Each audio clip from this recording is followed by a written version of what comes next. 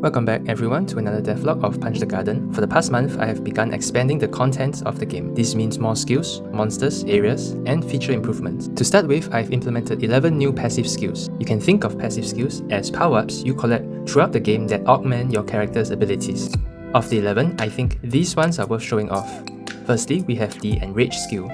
This is when melee attacks are increased when HP drops below 30%. To make it clear that you are enraged, there is an indicator here.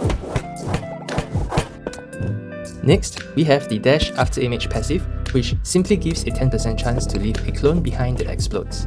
Collecting the same passive would increase the chance of leaving a clone behind by another 10%. In fact, most passives have a stacking effect. Dash Tackle means that you can now deal damage when you dash through monsters.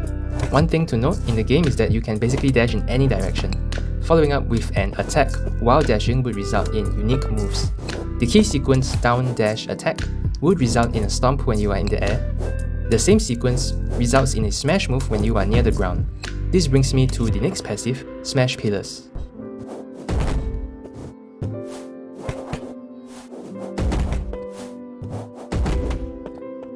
Spinning passive would trigger a spin move when you are hurt, allowing you to counter-attack any monsters. We also have the Magic Star passive, which took me a very long time to get right. The idea is to conjure a star after using the cast skill 3 times. The star would float forward and target the nearest monster.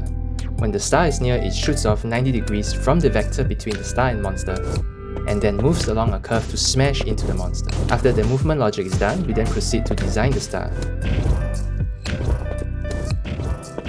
And here we have the final star design. That's all for passive skills. Already there are quite a few combinations that would result in pretty powerful builds. Here is a build focused on the dash skill. Here's another focused on the cast skill. The next feature is about a loophole in the game where you can endlessly juggle a monster till it dies. I would allow this for weaker monsters and in early areas of the game, but for stronger ones, I have implemented a ward off feature that activates when you are juggling them. When this happens, the player is simply knocked back. In the game, it looks like this. I've also added a sound effect for the player to recognize that the ward off feature has kicked in. The chance of activating increases as you do more damage to it. Next, I have created 3 new monsters for the game. The Bat Bean is the evolved version of the Bat Ball. It is a stronger monster that also has the ward off feature. For the Sonic Blast attack, I created the sound effect with the photosynthesizer as seen here.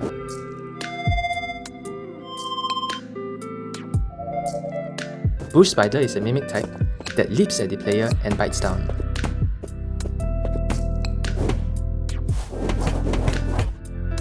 The Old Bushpod is also a mimic type that fires projectiles into the sky only to have them rain down and explode. Combining it with a strong melee monster, it serves as a good support type, while forcing the player to keep moving. In this part of the devlog, I am going to talk about storytelling. What I want is for the world to tell you the story. I don't want cutscenes, comic panels, or huge chunks of text. Players should be able to discern the story from observing what is happening in the background and short conversations with NPCs. In the first area, Merry Walk, there are 3 key points that I want players to take away, and before I share those points, I'm going to go ahead and show you the area first.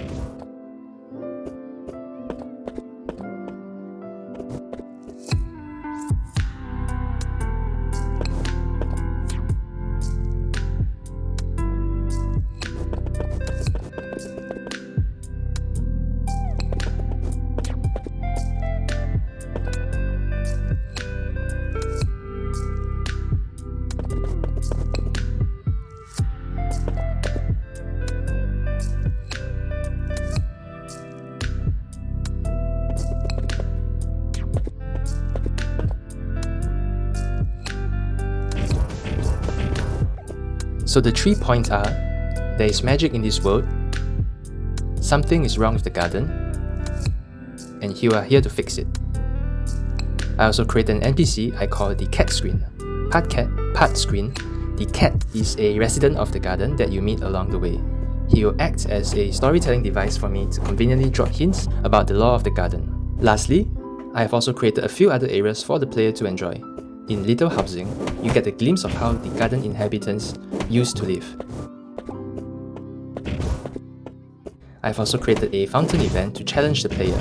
Implementing this gave me a chance to figure out a way to chain different events together. When you first enter the area, you trigger the first event, thorn balls appear, the fence gates opens, and the fountain fishes start to attack. After clearing the monsters, the second event triggers, the fountain grows and more fishes appear. Clearing this will lead to the third and final event, which upon completion rewards you with passive skills. Creating the area Seeker's Overpass gave me a chance to figure out how to spawn monsters into the game from a parallax background. For future areas, I can reuse the logic to easily spawn in background monsters, and I can foresee this being very interesting for the players. And that's all for the April update. For the month of May, I will continue adding more content into the game and implementing the garden's first boss. If you like what you see, please consider wishlisting the game. Thanks for watching.